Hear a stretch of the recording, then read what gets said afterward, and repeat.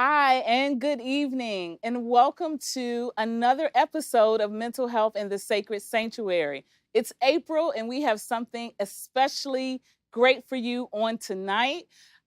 Remember, Mental Health in the Sacred Sanctuary is a sacred space of healing and wellness centered where God dwells. And where does God dwell? Right in the center of us. And so we bring these conversations to help navigate a sense of mental health and wellness, and incorporating our faith so that we will be able to walk in a way where we can pay attention to our mental health, pay attention to our wellness, fold in our faith, and that we have an all-encompassing understanding of where God is in the middle of all of this life we're living. So I have some amazing guests. We will introduce them in just one moment. I am going to ask you now, get your paper, get your pen. You're going to want to take notes. And then I need you to pay attention to this message. What we're going to talk about today may be sensitive.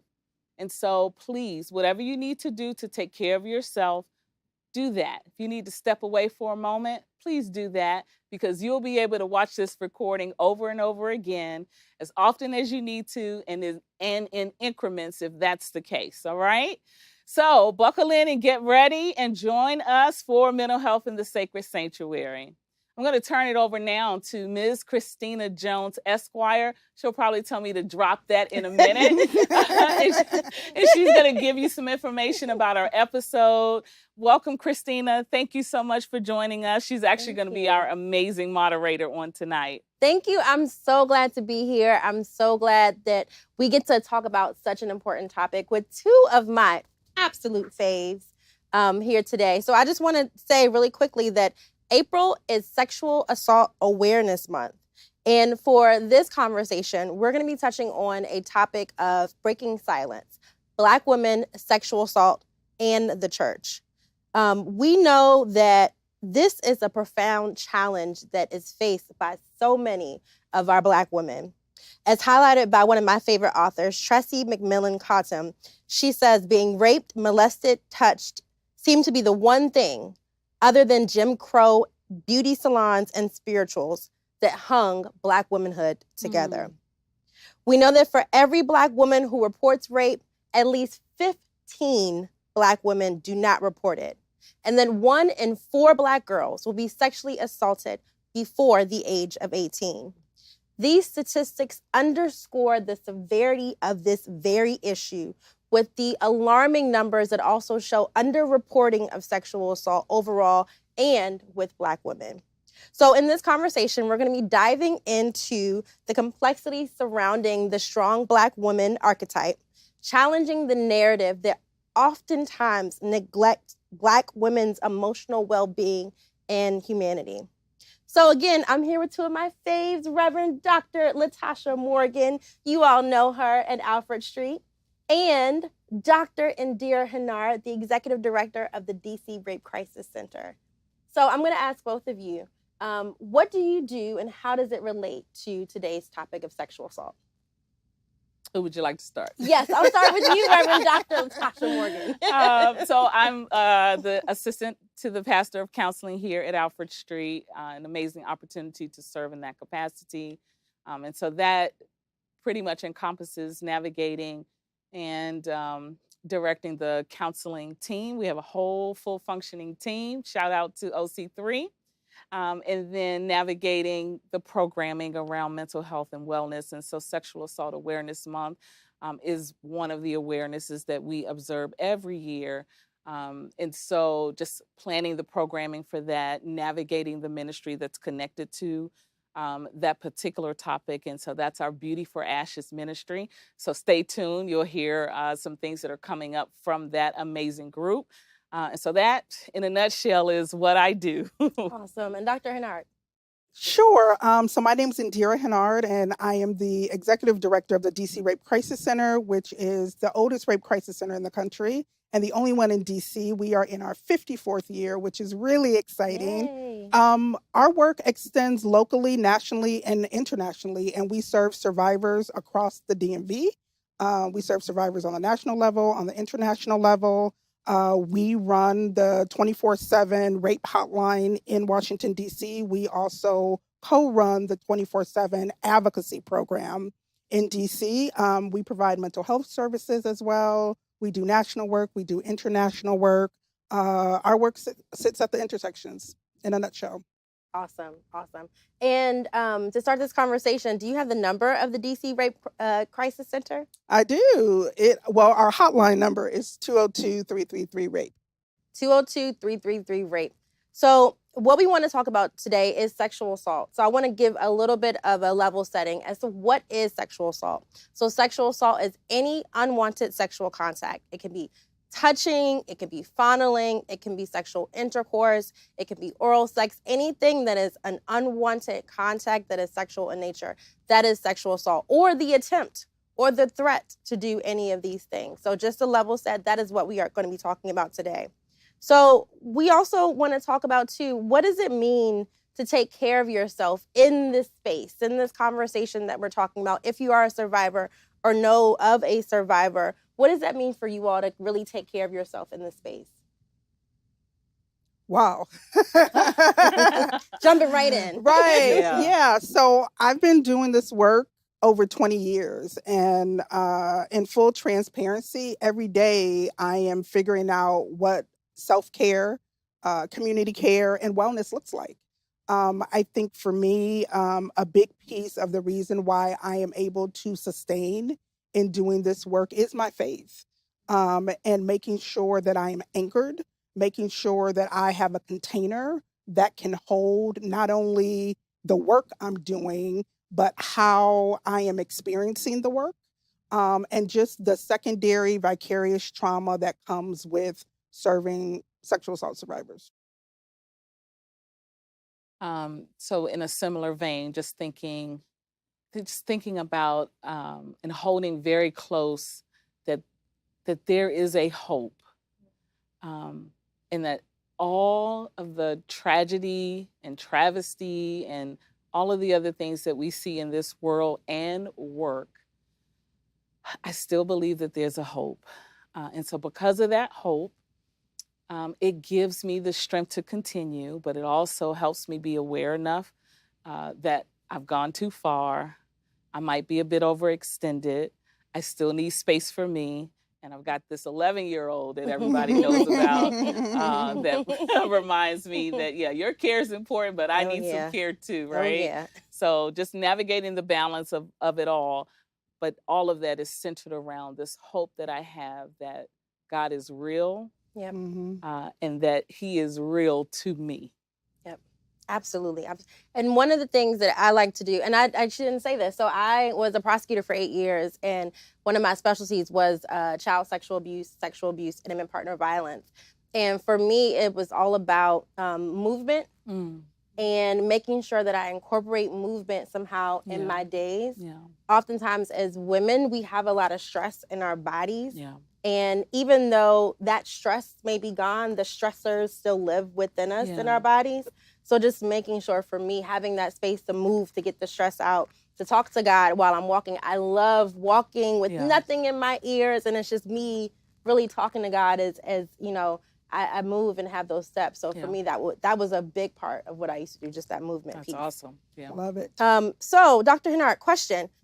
Can you tell me a little bit about sexual assault specifically within the Black community? Wow. So this is one of my all-time favorite topics to talk about because we don't talk about it, right? So I think first and foremost, we have to understand that sexual assault is not a single issue because we don't live single issue lives. And so when we talk about it, we need to talk about it holistically, right? We know historically that Black women, over 60% of Black women have been sexually violated at some point in their life. We know historically that Black women's bodies have been used to build white wealth in this country, right? Going back to slavery, going back to the ways in which Black women were used to breed, in terms of Black women being forced sterilization. A lot of people don't know that the father of obstetrics and gynecology, J. Marion Sims, He used Black women slaves to perfect the procedures that we know today in the exam room. With no anesthesia. With no anesthesia, right? So we know that Black women's bodies has always been at the bottom of the totem pole, right? We know that even to this day, the way in which Black women are over-sexualized, right, in the media, in the news, the way in which Black girls are over-sexualized in schools, right? So there is a continuum in terms of the history of Black women's bodies in this country, and it spans over multiple institutions. I think it's also important when we're looking within, right, within our community, how sexual assault within Black families has been a taboo. Sexual assault within Black families is something that historically has not been talked about. We see intergenerational trauma. We see if it happened to you, if it happened to your mother, if it happened to your grandmother, right? Sometimes the language that we hear is, oh, well, we got through it, or pray about it. Or my all-time favorite, we don't air our dirty laundry outside this house. Because what goes on in this house, right, stays in this house. Right? So how can we begin to break those generational chains, right? I think when we look at the institutions in the Black church, one of the most powerful institutions in the Black community, is the Black church, right? And the ways in which how Black women who have been sexually violated, sometimes when they go to church, right, when they go to clergy, whatever their clergy folks are, sometimes it's not received well. And part of that perhaps is they don't know how to respond, whatever that nature is, but that response can have a prolific effect on Black women survivors. And what can happen is what I call when people fall out of love with religion in terms of how they are treated in the church when issues of sexual assault are brought forth. And so, Reverend Morgan, as I think about this and as I think about you and your role and our wonderful church, Alfred Street Baptist Church, like, how have you seen the progression of how sexual assault is talked about, is engaged, is embraced within the Black church? Do you feel like there is still some more work to be done? Do you feel like we've seen kind of a significant shift from where it used to be? Well, sadly, I feel that every church is different. Alfred Street is amazing. Shout out to our pastor, Reverend Dr. Howard John Wesley. I came in 2018, and so 2019, Pastor Wesley preached Surviving Lot. Yes, I remember that sermon. Very provocative sermon, straight from the pulpit. And at the end of that sermon, and so if you want to look at it, it's online. I believe that was, I think I have a note, what was it? It was February of 2019. And at the end of that sermon, he did an all-male altar call as a challenge for, and not so much condemning, but to lift them up in prayer, to ask some questions, to challenge them to ask questions around what does support look like? How do you have these kinds of conversations? In what way, in what way can we covenant with the women in our lives? Again, centered around the theme of that particular sermon. I've been in church all of my life. I've never seen that happen. I've never heard that type of sermon preached from a pulpit. So that's one place where this needs to start. Pastors have to become more comfortable. They have to normalize preaching hard topics from the pulpit. However, that has to begin somewhere with coming to terms around how you feel about the topic in the first place. Right. What is your experience with the topic? Who are you talking to about the topic? Are there persons in your congregation that you can begin navigating this dialogue with to help you understand? What are the external community supports and resources that may be able to inform how you shape your sermon? So I am not suggesting that you just jump off, right, and just begin writing and crafting a sermon, but do it as an informed person, Yeah. and understand the audience that you're speaking with, and then pray that God gives you the boldness to be able to deliver this message that you and God come together with and around. So yes, we need there's more work. We can't stop there. We've got to have an understanding around care and compassion. If you hear this, if this is brought to you by a member, or you hear third party down the line that someone was impacted, where's your level of care and concern? Right. How does that cause you to engage into that situation? Right? I could go on, right? There's training and there are things that have to be done with persons that work in communities with thrivers and survivors, because there are some that are thriving. They have suffered and now they're thriving, but there are others that are just still in survivor mode, which is fine. But you've got to know what you're working with. And so get some training, get some resourcing, ask questions. We are fortunate that we have people like the amazing Dr. Hennard in our congregation, as a part of our congregation, who can help inform us, right? So we've got great information in the congregation. Let's start there. And what I will also just say quickly is, if you have more than 4 people in church, you have survivors. Absolutely. Oh, right? Absolutely. Because because that is what the data says. Yes. And so I am blown away when I hear churches. Thankfully, it's not our church because we have it. But when you have churches and you have all these ministries, but there's not a ministry for sexual violence or domestic violence, right?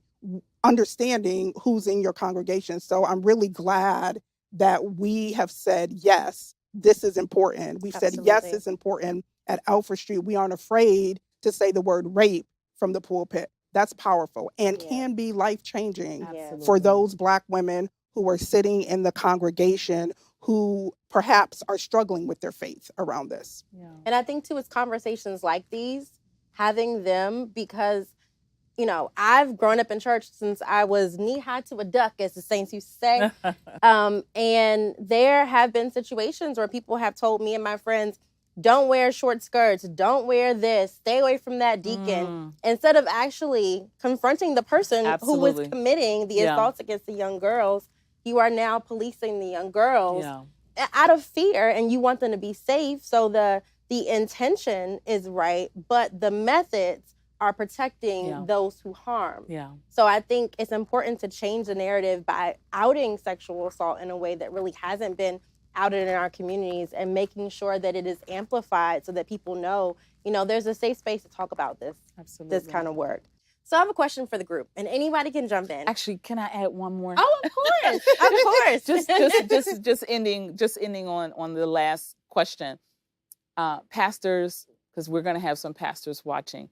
Listen, if you're not in a space just yet to deliver that message, perhaps you have a friend in the pulpit. Perhaps you have a partner that is. We had for March Madness, Reverend Janae Murdoch, Pitts Murdoch, and she came and delivered a powerful message. And what she said, I got off the plane. I was compelled that this is the message I'm supposed to preach. I called Pastor Wesley and said, can I have permission to preach this text? After having a conversation, Pastor Wesley said, absolutely. So if you can't do it, have someone come. Give someone else the space and permission to do so. Yep, absolutely. Yeah.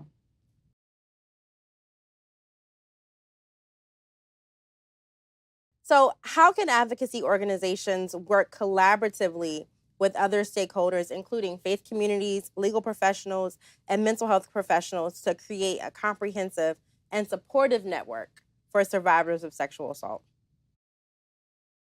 Yeah, I mean, I think first and foremost, no one does this work alone. Mm-hmm. No one does it alone, and it should be done in community and in partnership. It should be done in community and in partnership as it relates to being trauma informed, Right. culturally responsive, survivor centered. I, caution folks that when you are entering into partnerships, community partnerships, stakeholder partnerships, making sure that you all are aligned Right. as it relates to this issue, right? Because folks operate from a different dictionary Yeah. in terms of language, in terms of belief, in terms of how they show up around this issue. And so, you never want to cause harm. Yeah. But I think it's understanding that partnerships need to be wide, they need to be deep, they need to cross across disciplines. I'm very clear that there's not a walk of life that sexual assault does not impact. Yeah. Right. Not one. Everybody should be talking about sexual violence. Everyone should be engaging in sexual violence conversations. And so I really encourage folks to look in the non-traditional places to really bring in partnerships and strategic relationships, because it is those non-traditional places sometimes is where the most need is. Right. Right. But folks aren't going there. Folks are not reaching out. Right. So really thinking about the ways in which you can bring folks in to the work that you are doing, understanding that when survivors of sexual assault show up, they are showing up they're showing up holistically, right? So we know that when survivors of sexual assault walk through our doors, yes, we're dealing with the sexual trauma, but we know they may have housing insecurity, Yes. food insecurity, Yeah. long-term medical needs. They may have childcare needs. They, may need, all types of referrals, right? Basic needs. So we know that our partnerships have to be able to cross different types of barriers if we can't do it ourselves, right? And so I think that's the other thing that's so important in our work is that we know our lane. We know the scope of our capabilities. And what is not in our lane, then I can pick up a phone and call, whoever I need to call to in order to get the resource to our clients. So I think that's important. Yeah. Yeah. What research supports in the connecting with what you just shared is that in the Black community, the Black church is everything to the Black community. And so when persons show up, they are showing up, as you stated, with everything that they are carrying.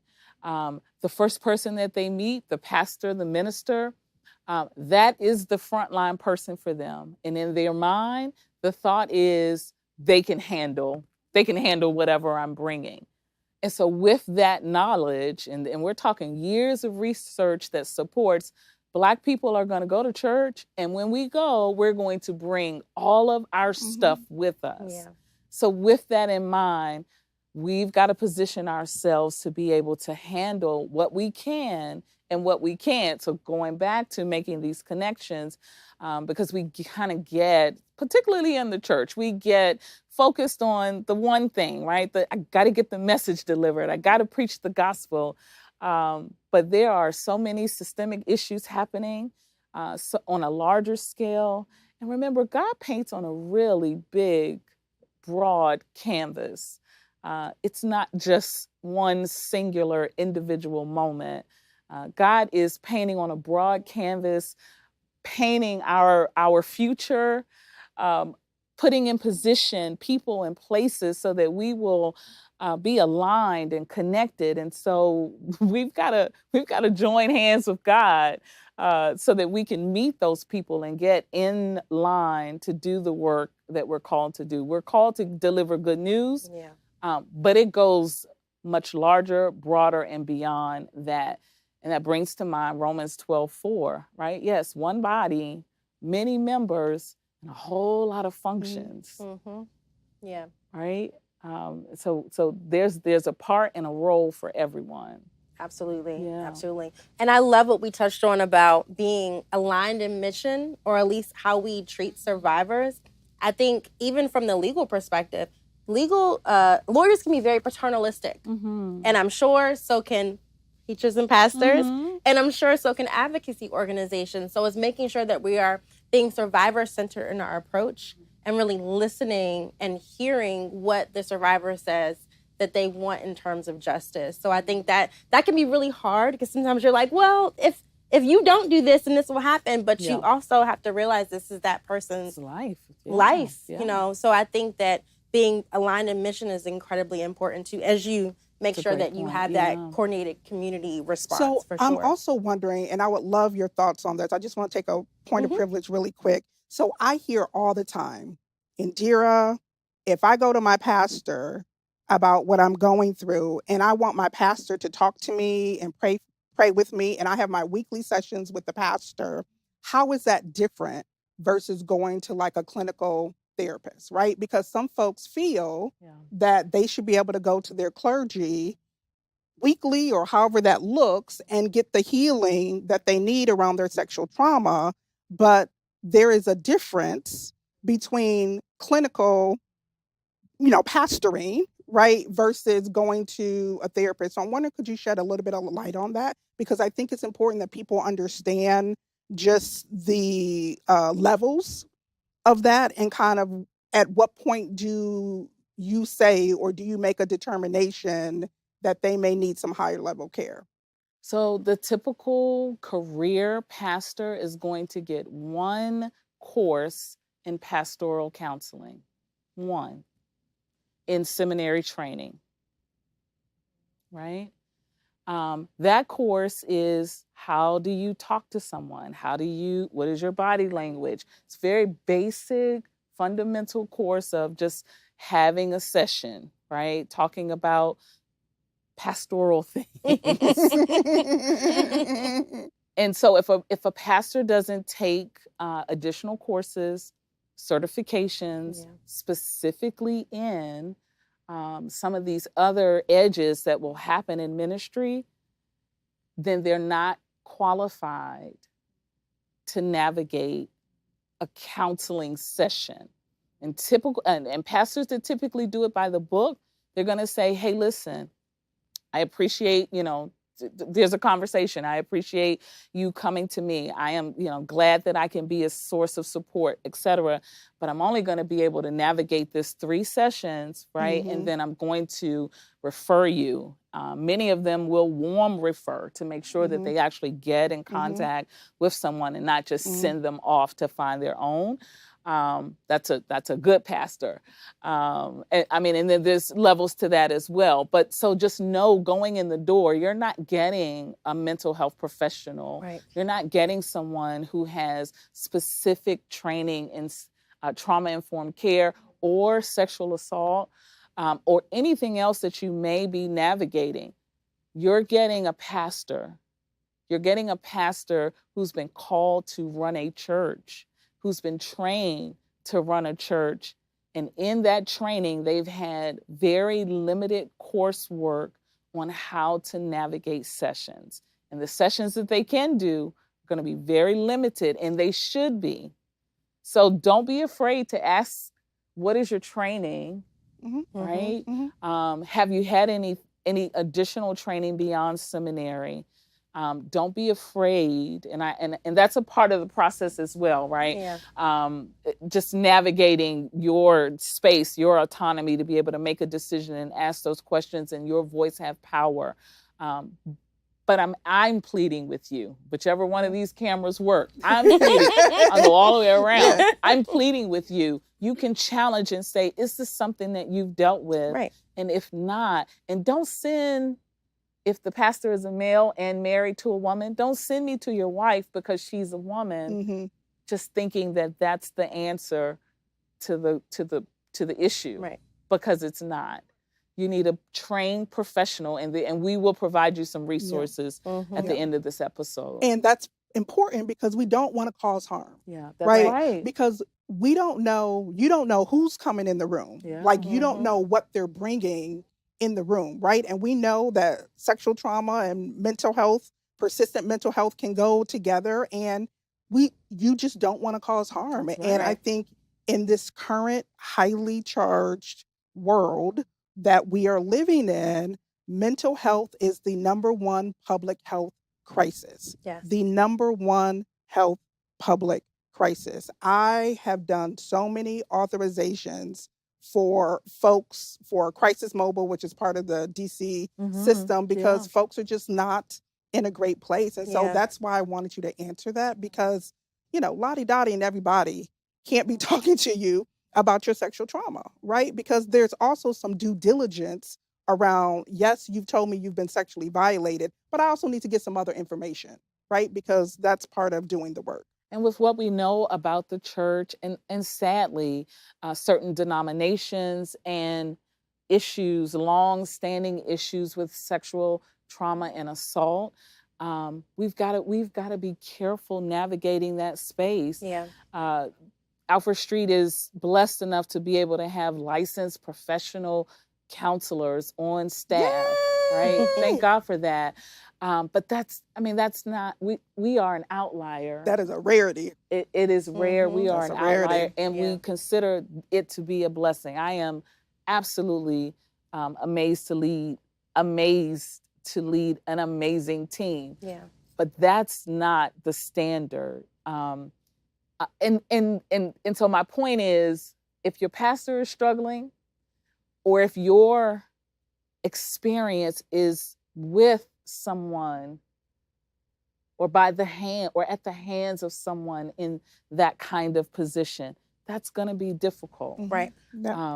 So because we come to the church, because that's what we know, that doesn't mean that the church is fully able to handle what we need. Right. And it's okay, because there are organizations that can. Absolutely. If I broke my arm today and went to my pastor and told him to pray for it, I can't stop there. That's right. I have to go outside of the church to find that appropriate help to help set my arm back up so that I can actually heal physically. So I think that's a great point to that's how get I got the the referral job. out. Pastor Wesley was like, I don't do counseling. Honest. I said, huh?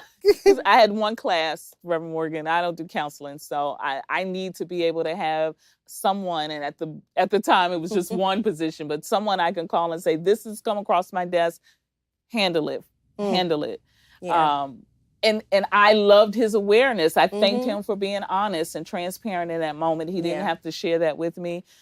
He shared a little bit about how he grew up and how that, played a part and a role in how he, interacts, and he's an introvert.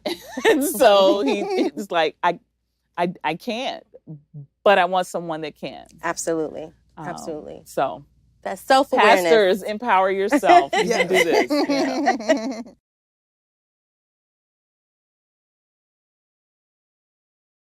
Okay, so along that same line with Black women specifically, Dr. Hennard, in your experience as a social worker, how have you observed the intersectionality of race, gender, and faith influencing the experience of Black women survivors of sexual assault?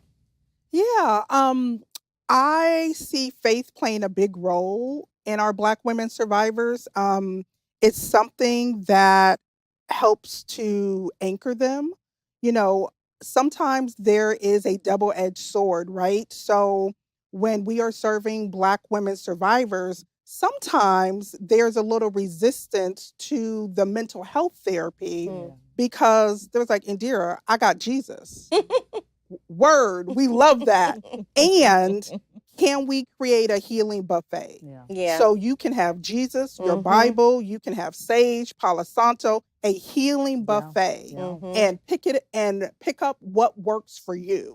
Right? But I think it's important because folks being able to come into session and be open and feel comfortable and authentic about praising God in their session and being real about their faith, that plays a role in the healing process. Absolutely. And I think one of the reasons I do this work, there's a multitude of them, but chief among them is that it's important to me that other Black women survivors see Black women professionally doing this work because the conversation is different. Absolutely. The conversation is different, right? And so there's a strong intersectionality, right? When we have our Black women only survivors group, one woman wanted to open the space singing the battle is not yours. You know, let's do it. Love me some Yolanda Adams, right? But that's also part of being culturally responsive. Right. Right? When we did groups at the DC jail, same thing. Black women wanting to open the space, closing the space, praying, religion, etc. There is a role for faith in the healing process. Absolutely. There is a role for Absolutely. faith, right? And I think this is where it's important to have folks who are comfortable, right, engaging in faith-based type of healing, right? Which is also, to your point earlier, ask questions Mhm. about who is sitting at the front of the room trying to support you, right? Really critical. So there is a role that faith has. There's also the flip side of that coin where people are angry with God Yep. Mm. Yep. that this has happened to them. And where was God? And the blame and the shame that comes with that. And it takes a different type of contexting of scripture to navigate that with someone that may be in that space, because that's real. That's a real life reaction. Yeah. Right. And my prescription as a minister should not just be pray about it. Mm-hmm. Mm-hmm. I need you. So there is this intersectionality of faith and mental health and wellness. Mhm. I need you to pray and have Jesus and Yeah. sit here with me every week and Right. allow Holy Spirit to guide us through this moment and Mhm. right, I can keep going, but Yeah. you get the idea. And so it's not just pray, but it's all of the things that God has made available for us in this world that we live in. Just as you shared about the doctor, God has provided resources, the intellect and ability to go beyond just that. Absolutely. And I think it's important that we also have to uplift the intergenerational piece. Absolutely. Right? So I see things different with older Black women who have also experienced this. At the height of the Me Too movement in 2017, we saw a record number of disclosures around sexual violence, right? And so, one of our clients who was 72 years old, she had disclosed for the first time in like 50 years, right? However, it was really weird for her to be in a rape crisis center.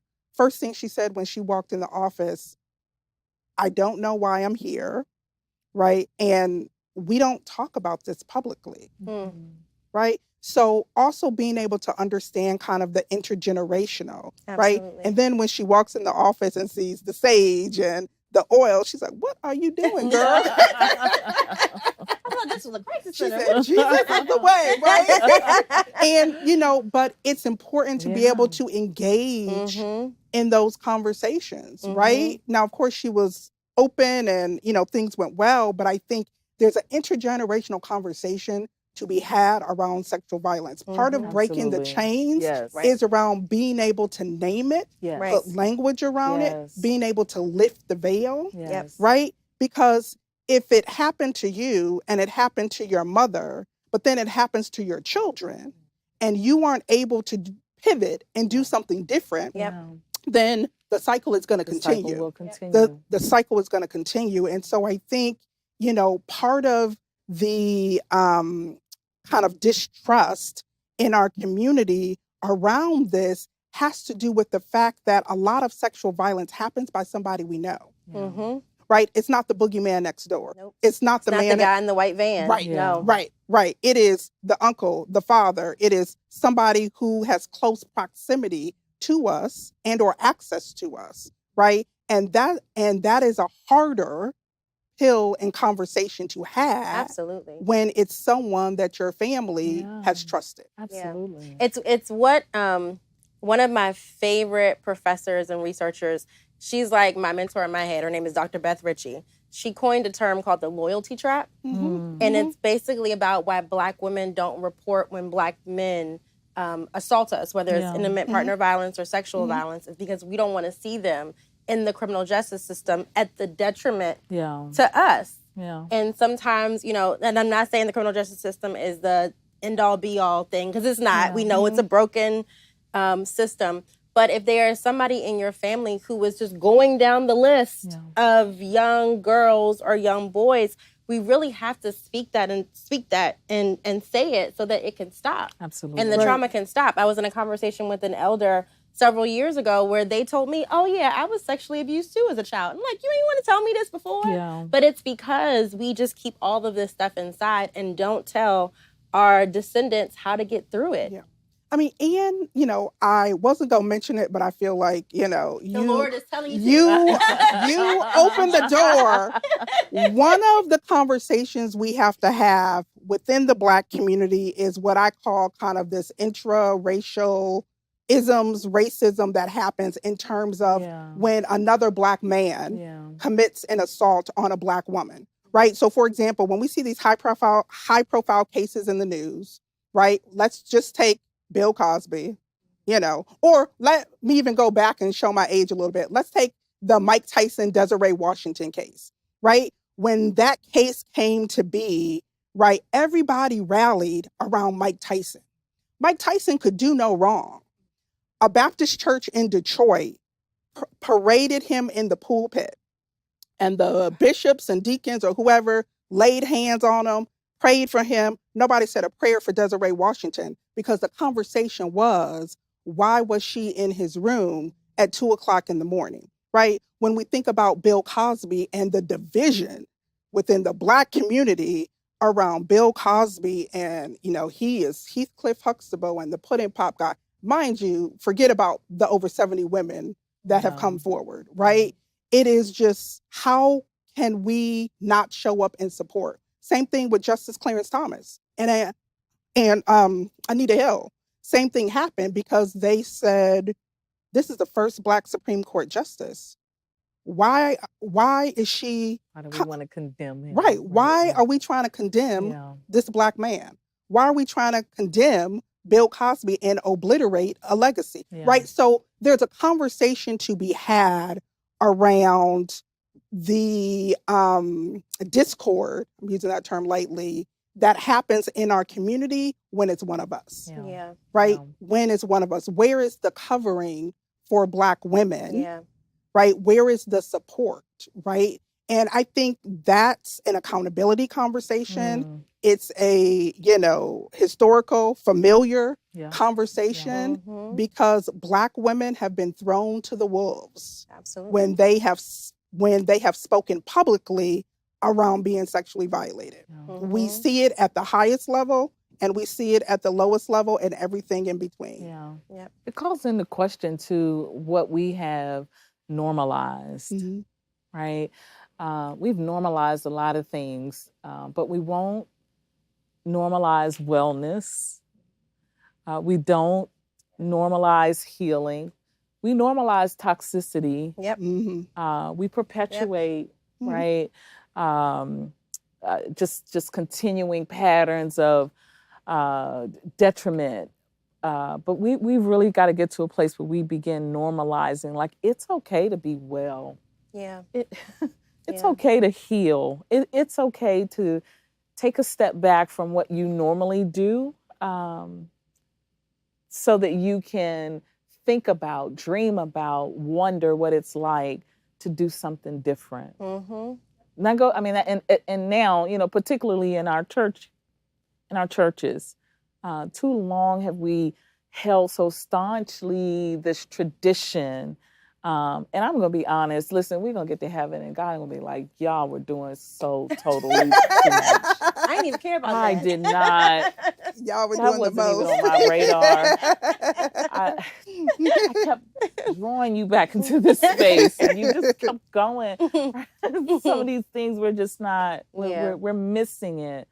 We're missing it. And so it takes conversations like this, though, to help bring us back around and what really into focus of what really is important. So, and I think what both of you all said, you, Reverend Morgan, about the toxicity, and you, Dr. Hennard, about the the way that we over-sexualize our Black girls. It's like when you call a 7-year-old fast because she's like poking out her hip or she has on something that you don't approve of, that is sexualizing her. Yeah. And then what messages are you sending her as a young girl? Yeah. Or when you say, hey, that boy hit you because he must like you. What are the tape? What's the tape that she's going to play in her head when and if, let me say this, if she's actually hit by somebody she's in a relationship with?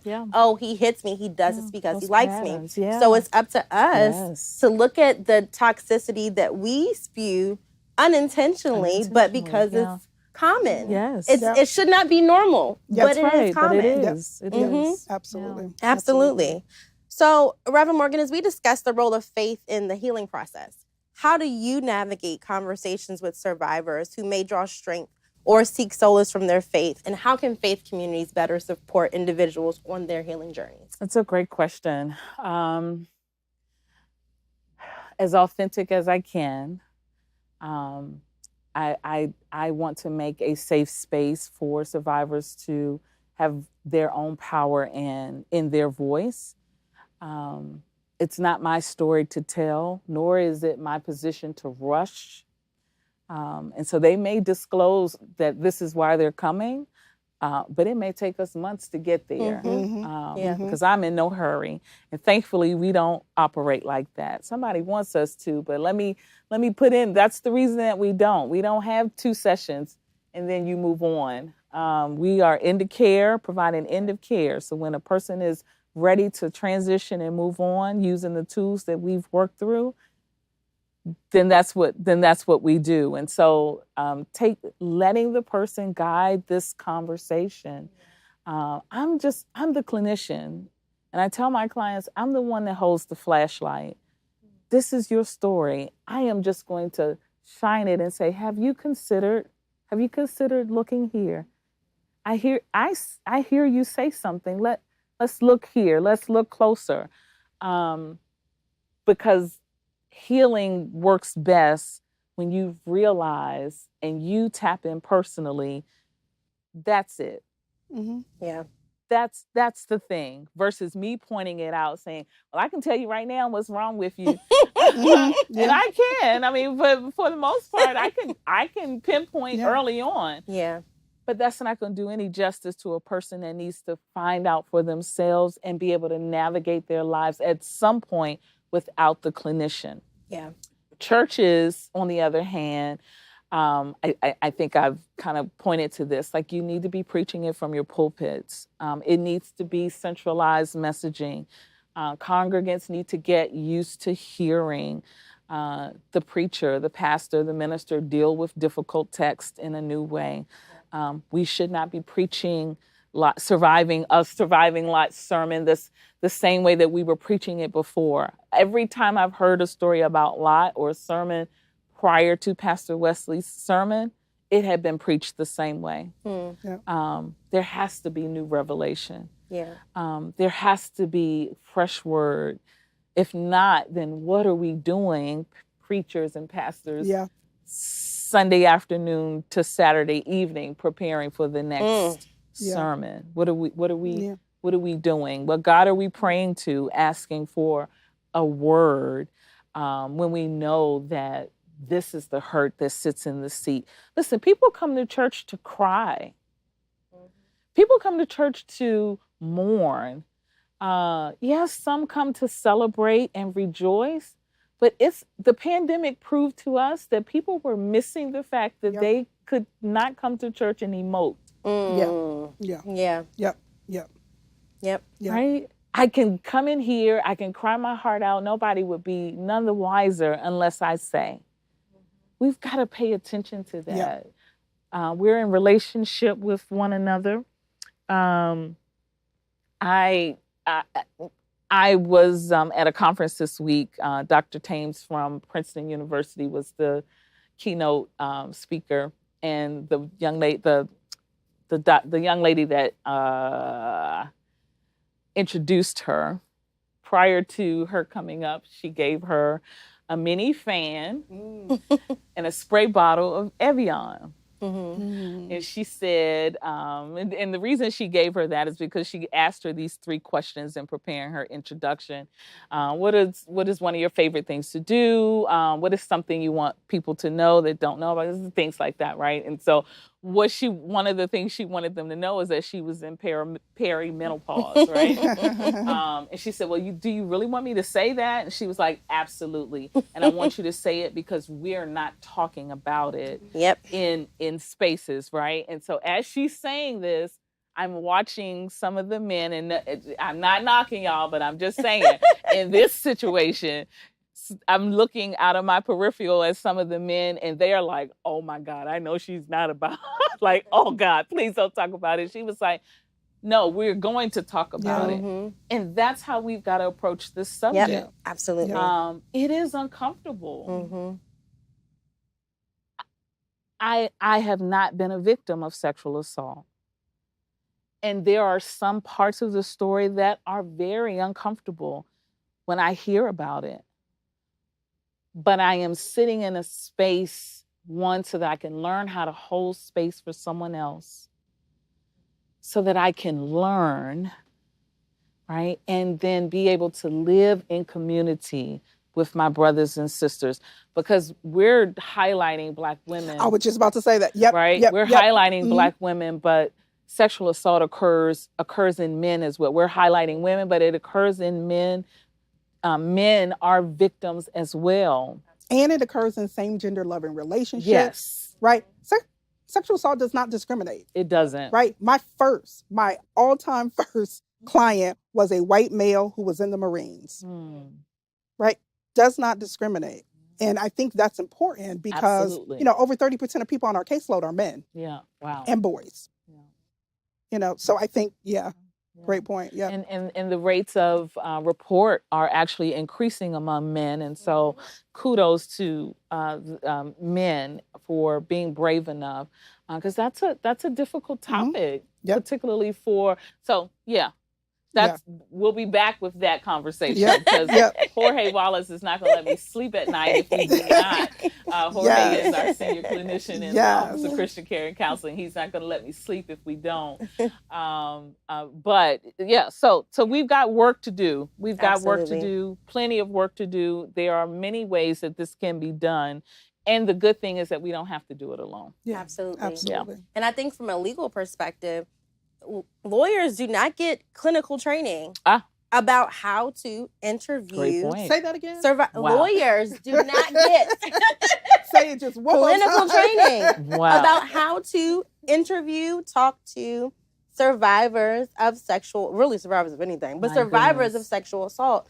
Which is why, we have the wonderful Michelle Booth Cole here in the audience. And Safe Shores is our child advocacy center in DC.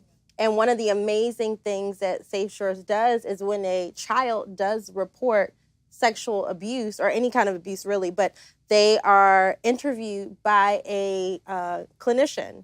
And what they do is they talk to the young person, they walk them through what happened. The young person, discloses and tells their story in a very trauma-informed, age-appropriate way. I've seen everything from littles to teenagers be able to tell their stories with the amazing clinicians at Safe Shores.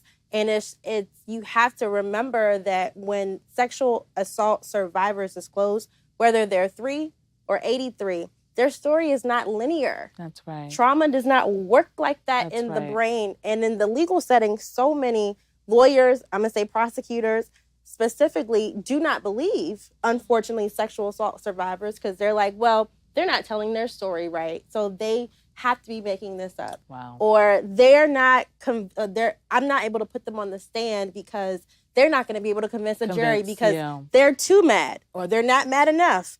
They're crying too much. They're not crying at all. So there are so many legal biases why survivors don't want to report. And least of all, the fact that less than 5% of lawyers are Black.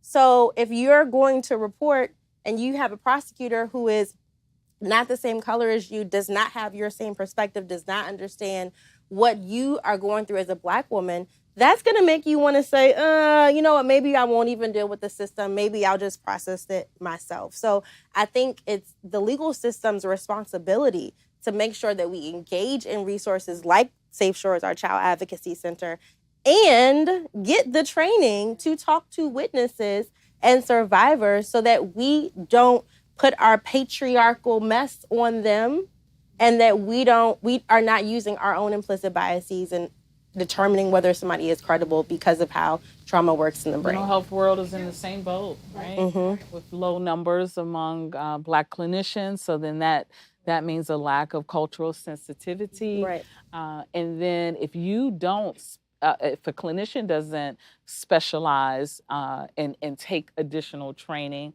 you don't just automatically have the skills to work in trauma-informed and sexual assault environments. You don't just get that from school. Right. So you've got to take the extra step to get those additional trainings. So yes, thank God we've got to get our trainings updated on our end.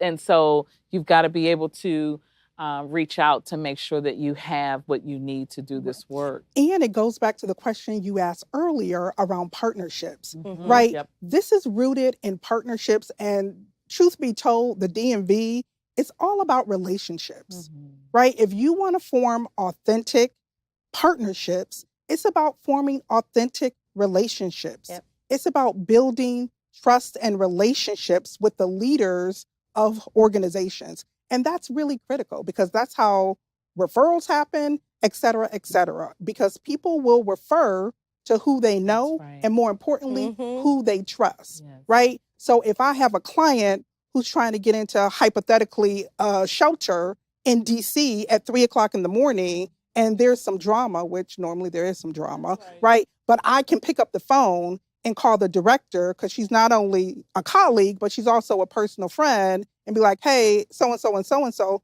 Sometimes that's how it works. Yep. Unfortunately, sometimes that is how it works. So it's important to understand the reason why I said earlier that partnerships should be deep and wide is that you need to get out and develop relationships with people in order to help your clients. Absolutely. Right? And so people can get to know you, get to know your org, all of those things, because, we are very clear that, who is leading that organization? What is their philosophy? How are they aligned, et cetera, right? We don't do cold handoffs, right?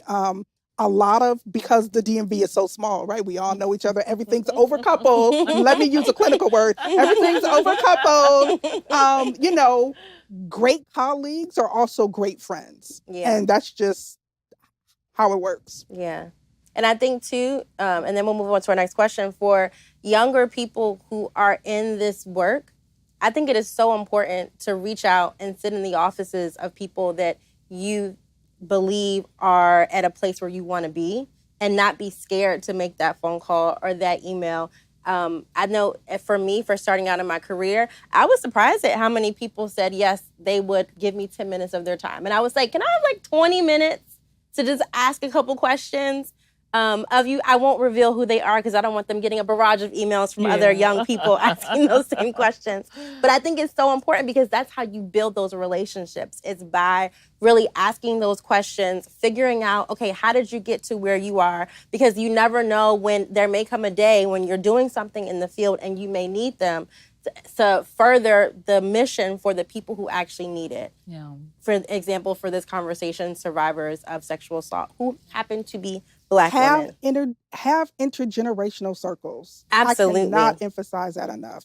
Have intergenerational circles. Have intergenerational relationships. Yep. Not only can you learn from them, but they can also learn from you. Yep. Right? It is so much more healthy and exciting to just have folks who are younger than you, who are older than you. So important. And to your point, try to learn from folks who are where you're trying to go, right? Come with an agenda. Come with some questions. Don't sit there and be like, but okay, so important because here's the deal. We did not get where we are alone, right? Somebody helped us. Somebody is helping us. Somebody is continuing to help us. no matter how far you get in your work, in your field, you are covered in some way. Yeah. Right? And someone had to clear the path so that your journey might be a little bit easier. Absolutely. Right? So how are we giving back? Absolutely. Right? To whom much is given, much is required. Absolutely. Yeah. Absolutely. So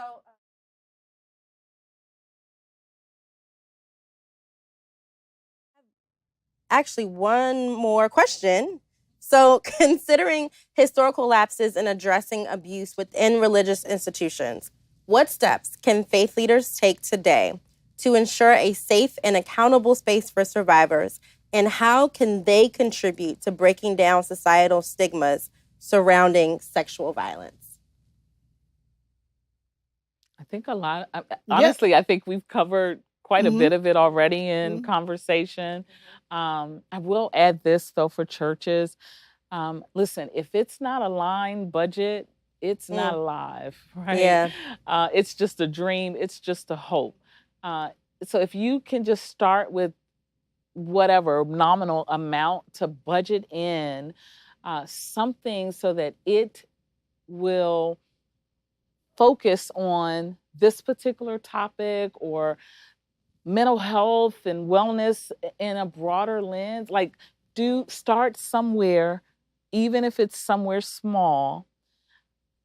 Cast the net out into your congregation, because I guarantee there is someone doing this work. They know someone, right? Yep. Relationships. They Yep. know someone that's doing this work that would be happy to come in and volunteer. Passionate volunteers are the undergirding part of the church that often get overlooked. Absolutely. Start a ministry. It doesn't necessarily, you don't have to have an elaborate counseling center just yet. Start a ministry that focuses on this particular topic.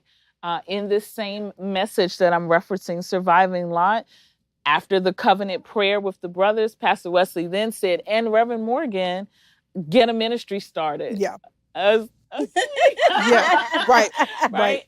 And so we are kind of second iteration of that. We've got our ferocious leader here with us today, Beauty for Ashes.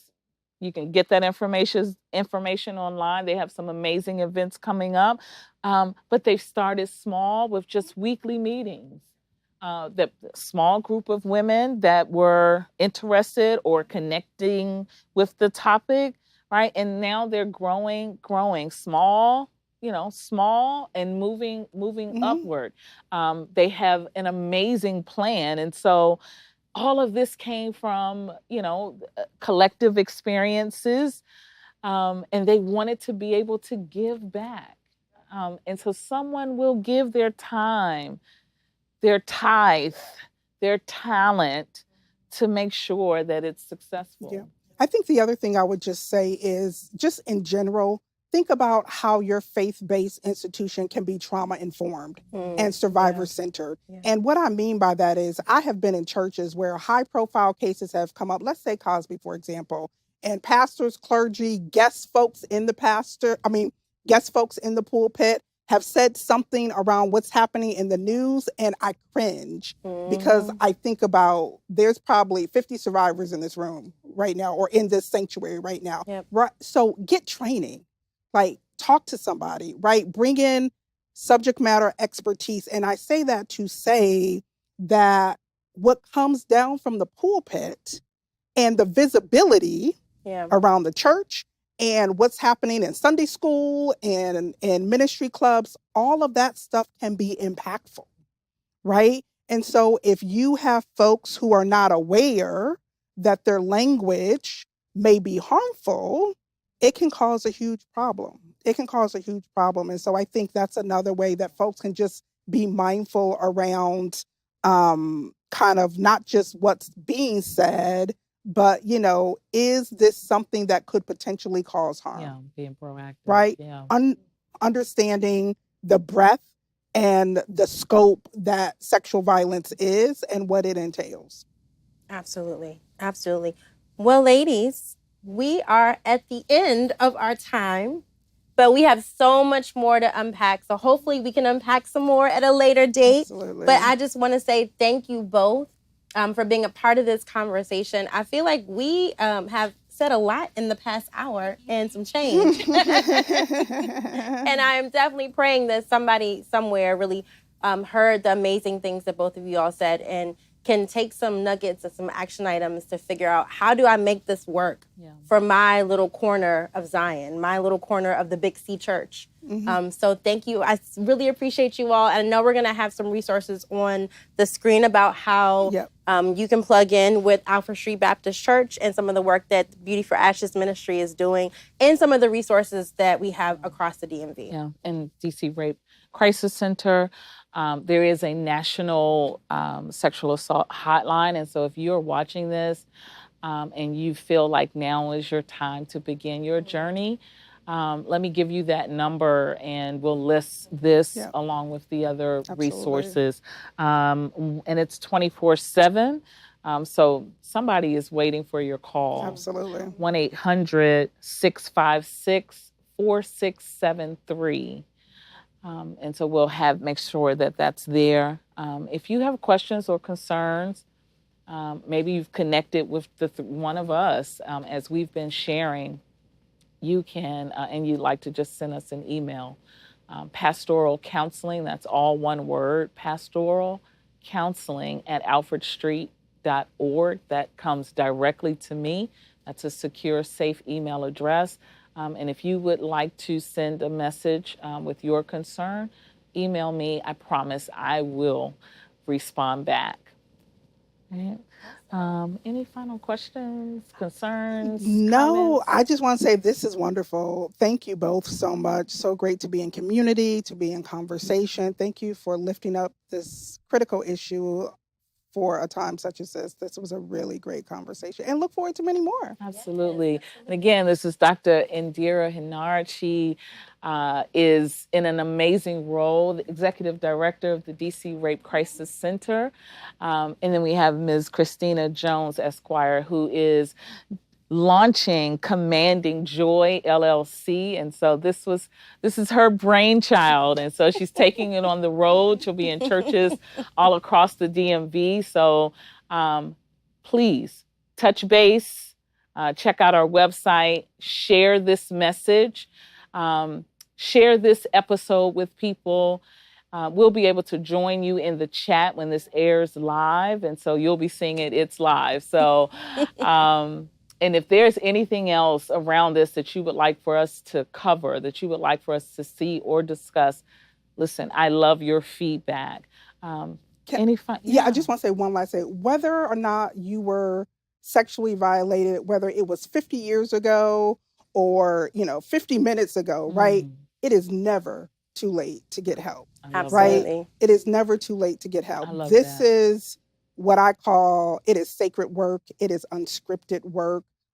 Healing is possible. Know that it really doesn't matter how long it has been. And I think that's so important because folks feel like, it happened in 1950 and no, you can still get support around that. Because we're all about soul care. Yeah. Absolutely. Final remarks, comments for you? I just want to piggyback on what Dr. Hinard says. Like it doesn't matter when you are a survivor, when you became a survivor. It doesn't matter who did it to you. It's so important to say it out loud. And there is a community of people. There is a community of women. We just said at the beginning, 1 in 4 Black girls are sexually assaulted by the age of 18. That is a large community out there who can walk with you and who can literally say, me too, you're not alone. Yeah. So be in community. Community is so important. Community is queen. So I love that. Love it.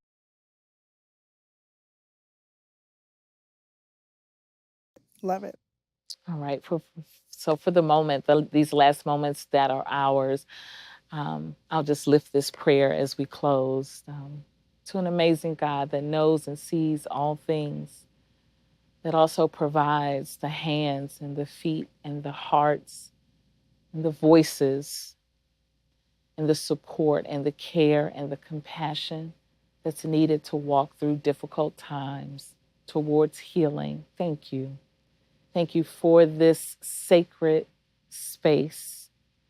And thank you, God, for those that will connect with this message on a level that will either move them towards healing and taking that very brave step, or sharing it with someone, or beginning a conversation that breaks the silence of generational trauma. To the God that is able to give us strength and peace beyond understanding. To the God that is able to sit with us in difficult spaces and places.